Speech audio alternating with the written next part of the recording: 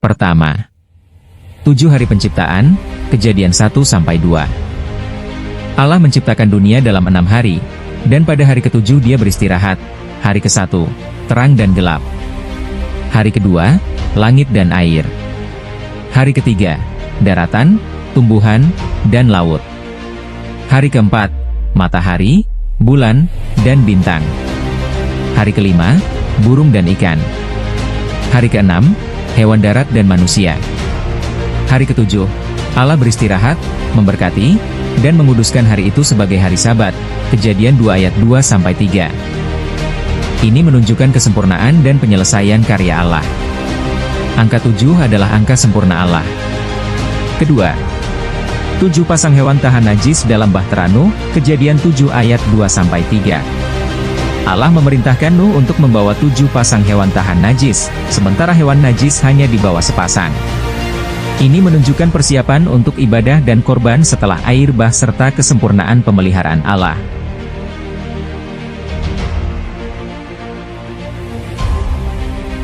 Ketiga, janji 7 kali lipat kepada Abraham, Kejadian 12 ayat 1-3.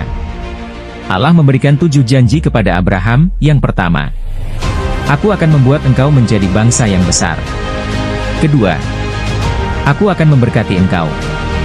Ketiga, aku akan membuat namamu masyhur. Keempat, engkau akan menjadi berkat. Kelima, aku akan memberkati orang yang memberkati engkau. Keenam, aku akan mengutuk orang yang mengutuk engkau. Ketujuh, melalui engkau, semua bangsa akan diberkati. Ini menegaskan bahwa rencana Allah sempurna dan menyeluruh untuk keturunan Abraham. Bahkan Allah mengulangi janjinya pada Abraham 2 kali yang artinya Allah tetap konsisten dengan janjinya. Keempat, 7 tahun kelimpahan dan 7 tahun kelaparan di Mesir, Kejadian 41.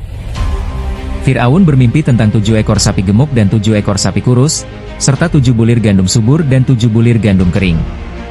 Yusuf menafsirkan bahwa Mesir akan mengalami 7 tahun kelimpahan, dan diikuti 7 tahun kelaparan. Ini menggambarkan kedaulatan Allah atas sejarah dan pentingnya persiapan. Kelima, 7 cabang pada kaki Dian, menorah, Keluaran 25 ayat 31-37. Allah memerintahkan pembuatan kaki Dian, menorah, dengan 7 cabang untuk kemah suci. Ini melambangkan terang Allah yang sempurna dan kehadirannya di tengah umatnya. Keenam, 7 kali mengelilingi Yerikho, Yosua 6 ayat 3-4. Allah memerintahkan Israel untuk mengelilingi Yerikho, 6 hari pertama, sekali per hari. Setelah itu, hari ke-7, 7 kali, lalu dinding kota Yerikho itu runtuh. Ini menunjukkan kesempurnaan rencana Allah dan kuasanya dalam memberikan kemenangan.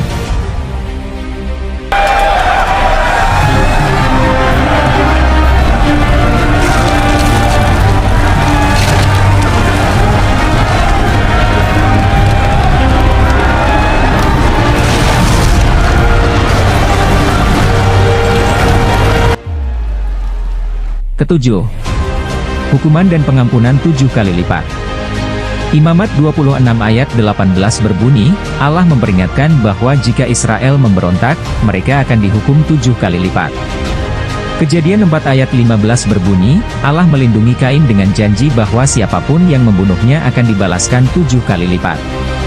Matius 18 ayat 21-22 berbunyi, Yesus berkata kepada Petrus untuk mengampuni bukan hanya 7 kali, tetapi 70 kali 7 kali, yang berarti pengampunan tak terbatas. Ini menunjukkan keseimbangan antara keadilan dan kasih karunia Allah. Hal ini terbukti ketika manusia jatuh dalam dosa, Allah menghukum manusia supaya adil, namun Allah juga mengasihi manusia. Dan hal itu ditunjukkan pada kematian Kristus di atas kayu salib untuk menebus dosa semua manusia. Kedelapan, 7 roh Tuhan, Yesaya 11 ayat 2. Dalam nubuat tentang Mesias, dikatakan bahwa 7 roh Tuhan akan berdiam dalam dia.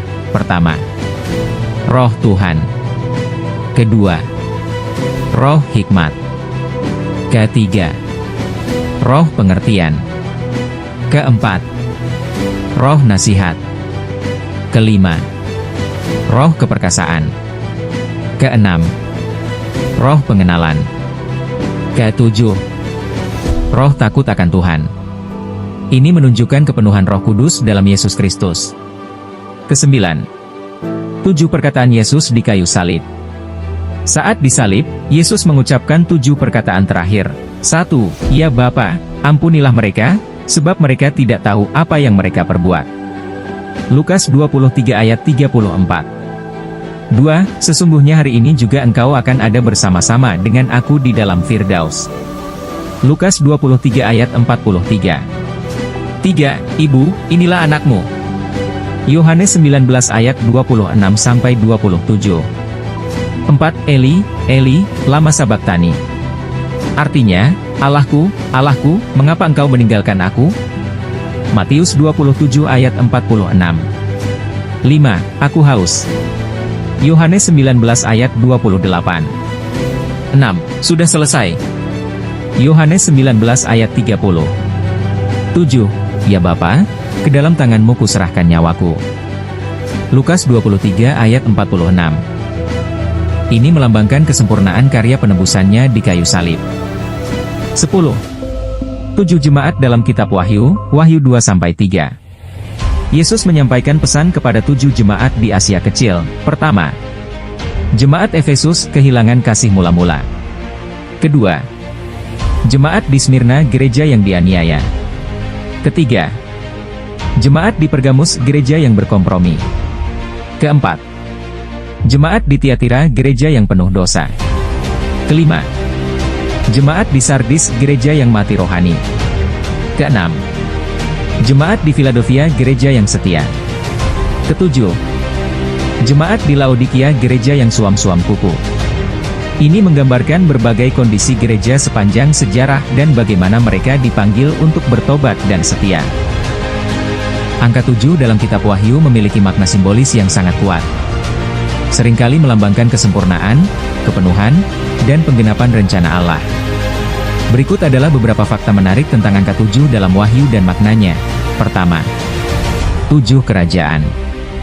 Meskipun Wahyu tidak secara eksplisit menyebut 7 kerajaan, banyak yang menghubungkannya dengan 7 kepala dari binatang buas dalam Wahyu 17 ayat 9-10, yang mewakili 7 kerajaan besar yang pernah berkuasa di dunia. Beberapa tafsiran menyebut kerajaan ini sebagai kekaisaran-kekaisaran yang menindas umat Allah, seperti Mesir, Asyur, Babel, Persia, Yunani, Roma, dan kerajaan terakhir yang akan muncul sebelum kedatangan Yesus. Kedua, 7 malaikat. Dalam Wahyu 8 ayat 2, dikatakan bahwa ada 7 malaikat yang berdiri di hadapan Allah, masing-masing memegang 7 sangkakala. Malaikat-malaikat ini bertugas untuk membawa penghakiman Allah atas dunia, sebagai tanda penghukuman bagi yang tidak bertobat. Keempat, 7 meterai. Dalam Wahyu 5-8, 7 meterai yang disegel di gulungan kitab dibuka satu persatu oleh anak domba, Yesus Kristus. Setiap meterai yang dibuka membawa kejadian besar yang berkaitan dengan akhir zaman, termasuk perang, kelaparan, kematian, dan penghakiman.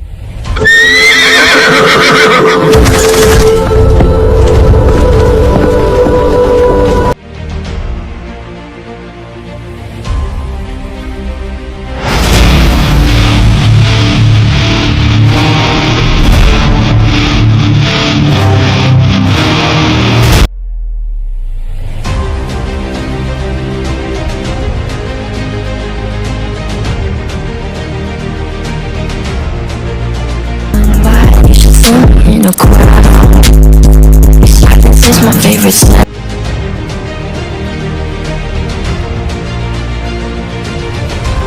Kelima, 7 sangkakala. Wahyu 8-11 menggambarkan 7 sangkakala yang ditiup oleh 7 malaikat, yang masing-masing membawa hukuman atas dunia. Sangkakala 1, hujan es dan api bercampur darah menghancurkan bumi. Sangkakala 2, gunung berapi besar jatuh ke laut, menyebabkan kehancuran. Sangkakala 3, bintang wormwood jatuh, mencemari sumber air. Sangkakala 4, matahari, bulan, dan bintang menjadi gelap. Sangkakala 5, belalang dari jurang maut menyerang manusia. Sangkakala 6, pasukan besar pembawa kematian dilepaskan. Sangkakala 7, pengumuman kerajaan Allah yang kekal dan kemenangan Kristus.